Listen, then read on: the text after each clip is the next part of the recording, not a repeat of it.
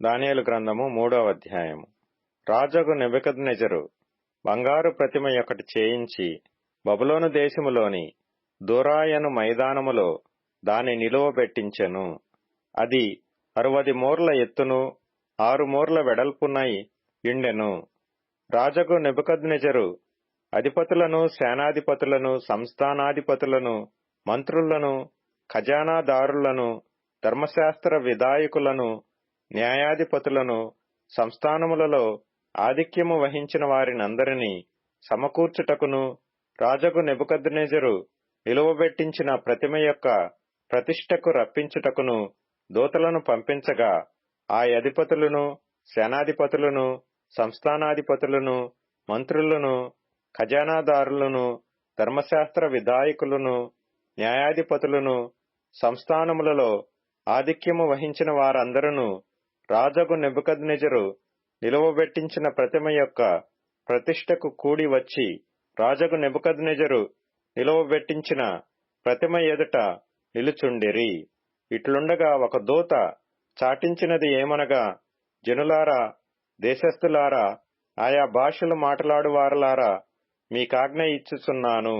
ఏమనగా, బాకా పిల్లంగ్రోవి, పెద్ద వీణె, సింఫోనీయ, వీణె, విపంచిక, సకల విధములగు వాద్యధ్వనులు మీకు వినబడినప్పుడు రాజగు నెబుకద్నెజరు నిలువబెట్టించిన బంగారు ప్రతిమ ఎదుట సాగిలపడి నమస్కరించుడి. సాగిలపడి నమస్కరింపని వాడెవడో వాడు మండుచున్న అగ్నిగుండములో తక్షణమే వేయబడును.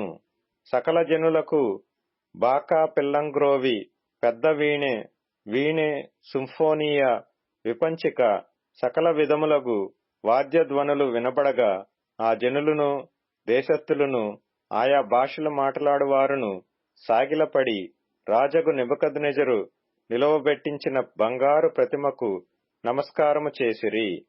ఆ సమయమందు కల్దీయులలో కొందరు ముఖ్యులు వచ్చి యూదులపైని కొండెములు చెప్పి రాజగు నెబుకద్నెజరునొద్ద ఇలాగు మనవి చేసిరి: రాజు చిరకాలము జీవించునుగాక. రాజా, తాము ఒక కట్టడ నియమించితిరి. ఏదనగా, బాకాను పిల్లంగ్రోవిని, పెద్ద వీణెను, వీణెను, విపంచికను, సింఫోనీయను, సకల విధములగు వాద్యధ్వనులను విను ప్రతివాడు సాగిలపడి ఆ బంగారు ప్రతిమకు నమస్కారము చేయవలెను. సాగిలపడి నమస్కరింపని వాడెవడో వాడు మండుచున్న అగ్నిగుండములో వేయబడును. రాజా, తాము షద్రకు, మేషాకు, అబేద్నెగో అను 3 యూదులను బబులోను దేశములోని రాచకార్యములు విచారించుటకు నియమించితిరి. ఆ మనుష్యులు తమరి ఆజ్ఞను లక్ష్యపెట్టలేదు, తమరి దేవతలను పూజించుటలేదు, తమరు నిలువబెట్టించిన బంగారు ప్రతిమకు నమస్కరించుటయే లేదు అనిరి. అందుకు నెబుకద్నెజరు అత్యాగ్రహమును రౌద్రమును గలవాడై షద్రకును, మేషాకును, అబేద్నెగోను పట్టుకొని రండని ఆజ్ఞ ఇయ్యగా, వారు ఆ మనుషులను పట్టుకొని రాజసన్నిధికి తీసుకొని వచ్చిరి. అంతటా నెబుకద్నెజరు వారితో ఇట్లనెను: షద్రకు, మేషాకు, అబేద్నెగో, మీరు నా దేవతను పూజించుట లేదనియు, నేను నిలువబెట్టించిన బంగారు ప్రతిమకు నమస్కరించుట లేదనియు నాకు వినబడినది. అది నిజమా? బాకాను పిల్లంగ్రోవిని, పెద్ద వీణెను, వీణెను, సింఫోనీయను, విపంచికను, సకల విధములగు వాద్యధ్వనులను మీరు విను సమయములో సాగిలపడి నేను చేయించిన ప్రతిమకు నమస్కరించుటకు సిద్ధముగా ఉండిన ఎడల సరే, మీరు నమస్కరింపని ఎడల తక్షణమే మండుచున్న వేడిమి గల అగ్నిగుండములో మీరు వేయబడుదురు. నా చేతిలో నుండి మిమ్మును విడిపింపగల దేవుడెక్కడనున్నాడు?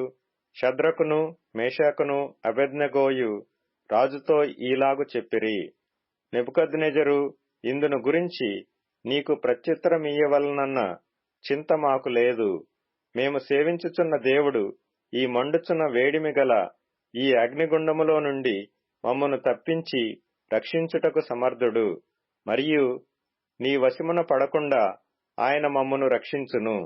ఒకవేళ ఆయన రక్షింపకపోయినను, రాజా, నీ దేవతలను మేము పూజింపమనియు నీవు నిలువబెట్టించిన బంగారు ప్రతిమకు నమస్కరింపమనియు తెలుసుకొనుము.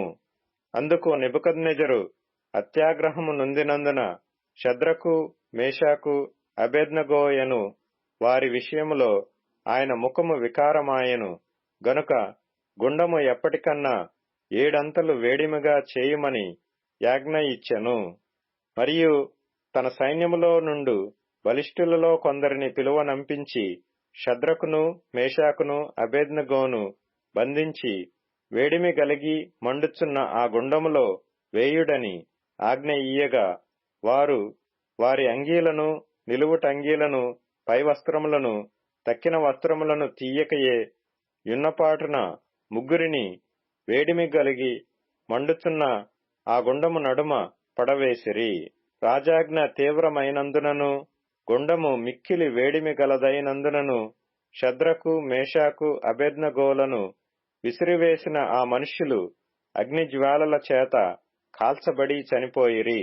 షద్రకు, మేషాకు, అబేద్నెగోయను ఆ ముగ్గురు మనుష్యులు బంధింపబడిన వారై వేడిమి గలిగి మండుచున్న ఆ గుండములో పడగా, రాజగు నెబుకద్నెజరు ఆశ్చర్యపడి తీవ్రముగా లేచి, మేము ముగ్గురు మనుష్యులను బంధించి ఈ అగ్నిలో వేసితిమి గదా అని తన మంత్రుల నడిగెను. వారు రాజా సత్యమే అని రాజుతో ప్రత్యుత్తరమిచ్చిరి. అందుకు రాజు, నేను 4 మనుష్యులు బంధకములు లేక అగ్నిలో సంచరించుట చూచుచున్నాను. వారికి హాని ఏమీయూ కలుగలేదు. 4వ వాని రూపము దేవతల రూపమును బోలినదని వారికి ప్రత్యుత్తరమిచ్చెను. అంతట నెబుకద్నెజరు వేడిమి గలిగి మండుచున్న ఆ గుండము వాకిలి దగ్గరకు వచ్చి, షద్రకు, మేషాకు, అబేద్నెగోయను వారలారా, మహోన్నతుడగు దేవుని సేవకులారా, బయటికి వచ్చి నా యొద్దకు రండిని పిలువగా, షద్రకు, మేషాకు, అబేద్నెగో ఆ అగ్నిలో నుండి బయటికి వచ్చిరి. అధిపతులను, సేనాధిపతులను, సంస్థానాధిపతులను, రాజు యొక్క ప్రధాన మంత్రులను కూడి వచ్చి ఆ మనుషులను పరీక్షించి వారి శరీరములకు అగ్ని ఏ హానియు చేయకుండుటయు, వారి తల వెంట్రుకలలో ఒకటైనను కాలిపోకుండుటయు, వారి వస్త్రములు చెడిపోకుండుటయు, అగ్ని వాసన అయినను వారి దేహములకు తగలకుండుటయు చూచిరి. నెబుకద్నెజరు షద్రకు, మేషాకు, అబేద్నెగోయను వీరి దేవుడు పూజార్హుడు. ఆయన తన దూత నంపి తన్నాశ్రయించిన దాసులను రక్షించెను. వారు తమ దేవునికి గాక మరి ఏ దేవునికి నమస్కరింపకయు, ఏ దేవుని సేవింపకయు ఉందుమని తమ దేహములను అప్పగించి రాజు యొక్క ఆజ్ఞను వ్యర్థపరిచిరి. కాగా నేనొక శాసనము నియమించుచున్నాను. ఏదనగా ఇవ్విధముగా రక్షించుటకు సమర్థుడగు దేవుడు గాక మరి ఏ దేవుడునూ లేడు. కాగా ఏ జనులలో గాని, రాష్ట్రములో గాని, ఏ భాష మాట్లాడు వారిలో గాని షద్రకు, మేషాకు, అబేద్నెగో ఎనువారి దేవుని ఎవడు దూషించునో వాడు తుత్తునీయులుగా చేయబడును. వాని ఇల్లు ఎప్పుడును పెంటకుప్పగా ఉండుననెను. అంతట నుండి రాజు షద్రకు, మేషాకు, అబేద్నెగో ఎను వారిని బబులోను సంస్థానములో హెచ్చించెను.